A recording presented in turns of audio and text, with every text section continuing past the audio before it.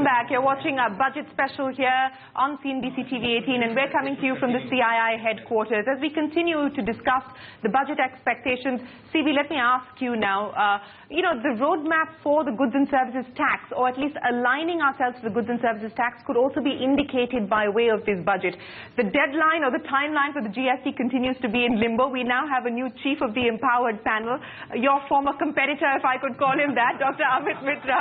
So take us through what you expect as far as aligning ourselves to the GST in this budget. What we need to see is a wider tax net which needs to come in, and as the CII president was talking about an effective tax rate, which really the tax rate comes somewhere near the effective tax rate, and that's why we were talking about 22%. Today, when we talk about 25%, the effective tax rates become 29%. When most of the and you rightly said that most of the corporates are paying 22%, the effective tax rates comes to 22%. So we need to see that movement taking place, and for that we need a wider tax net to be really effective.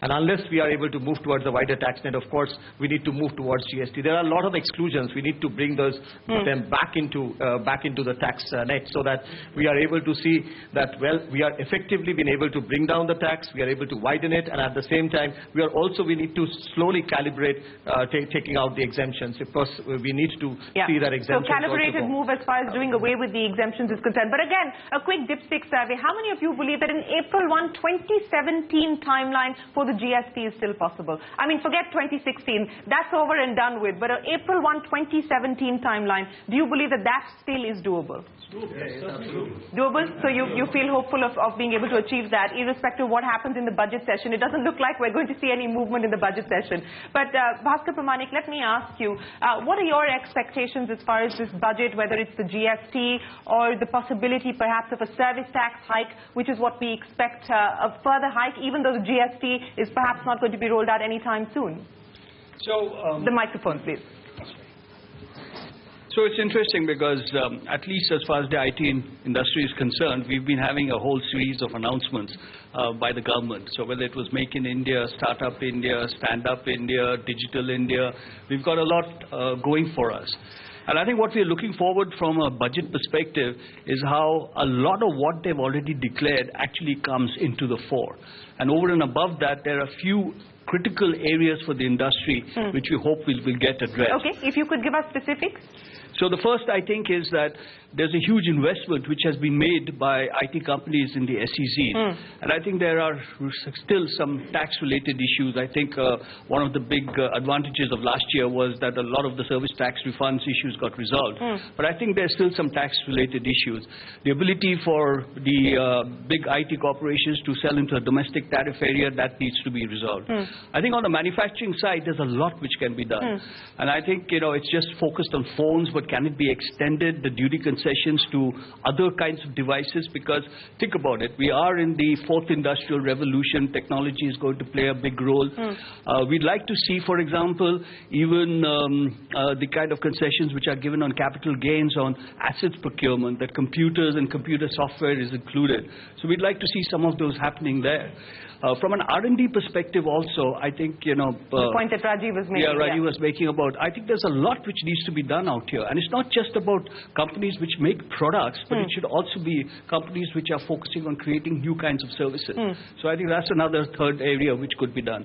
And again, I think taxation is still a big issue across the board. Transfer pricing, for example, those issues have still not been resolved despite the intent of the government. Well, there have been several recommendations made by committees, and Rajiv, you've been on one, so I'll come to you in just a bit. But Vipin Sondhi, you wanted to comment on the points that were being made by Mr. Pramanik? Specifically on R&D, and I think Rajiv made it as well, our intensity in manufacturing is only 0.9% of GDP. And most developed countries, Japan and Korea, are at 3.8. What the recommendation has been made is we should take it over 10 years to 2.8%. And there are 2 or 3 ways of doing this.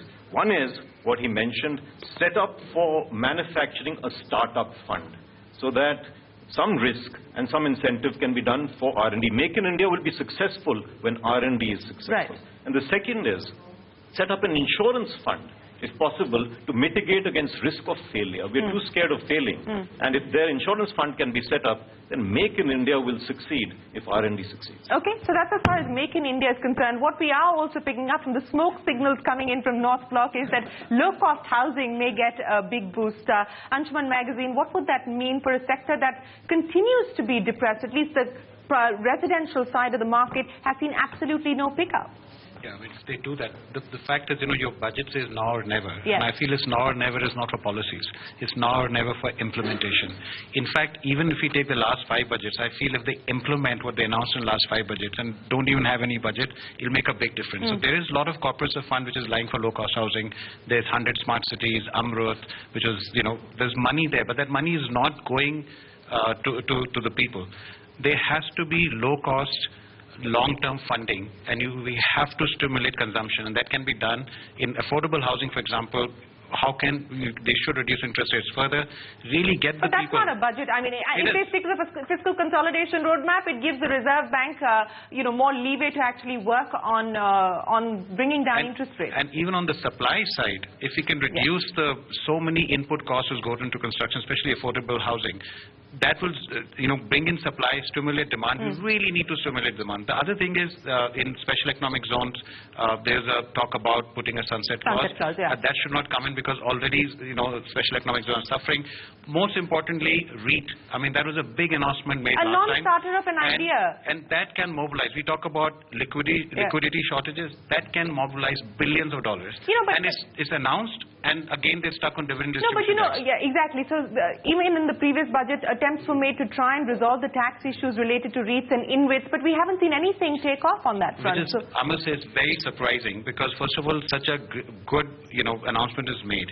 Then they're talking about, they're talking about, look, you've done everything, but not a single entity has come out to really go after REIT, because if you do an IPO, the tax benefits are better than doing a REIT. So why should someone do a REIT? And this will be a game changer for the real estate, for the construction industry, and for billions of dollars to come in. So I think that's a major one. If this thing happens, that'll be the best announcement. Okay, Ajay Sriram, you wanted to come in on that. One point which Anshuman has mentioned on the REITs issue. But in CI, we did a study on housing and construction. And the study indicated that almost 270 different industries get a fillip because of housing, if that really takes off. I think it will be very desirable for the government to really think out of the box. And for, let's say, EMI payments for housing, give a tax break. Look at things differently. Because we require money to come into the hands of people. We require investments to go in. That's the only way a fillip to the economy will happen. Okay. So I think looking at giving a tax break on housing is a direction worth looking at. Okay. It benefits everybody sitting here. Sorry, yeah. I'm saying that, to your point, everybody representing construction or solar or anything, every industry benefits. The multiplier impact of that. But another quick dipstick survey, how many of you believe that a cut post-budget in the interest rate is coming if the government were to stick to its fiscal consolidation numbers? Nobody? Nobody expects a rate cut? Really? Okay, well, Vinayak, you want to tell us why you don't, but you've got the mic there. The issue really is that the discussion really shouldn't be stopping at the budget, because let's say, after the budget is announced in 29, a huge impact of policies, tax rates, changes announced in the budget then need to get into the implementation mode. If you see the slew of announcements made, from river linking to irrigation to high-speed rail to station development, all of them, I think the challenge that we are facing is not the absence of money. In fact, there was a controversy where Mr. Suresh Prabhu had to write to the Finance Ministry saying, please don't cut 12,000 crores from my allocation this year. And the Finance Ministry said, but you are not project ready yet. Now, that situation is likely to repeat, because in a situation at the macro level where the major engine is public expenditure, but public sector does not have the capacity to translate those outlays into outcomes on the ground, then the impact that we are seeing, increased construction, increased order book, etc. So it's not something that the budget can directly attack, but it is certainly something the budget should allude to, because we've opened a hell of a lot of fronts without the actual bureaucratic capacity to convert the fiscs and the availability into projects on time, within cost, on the ground. You wanted to come in on that? I mean, not at the same level or the scale, but some of the work which we are doing in rural villages, for example, it's pretty clear that people who are supposed to get the subsidies are not even aware that they should get the subsidies.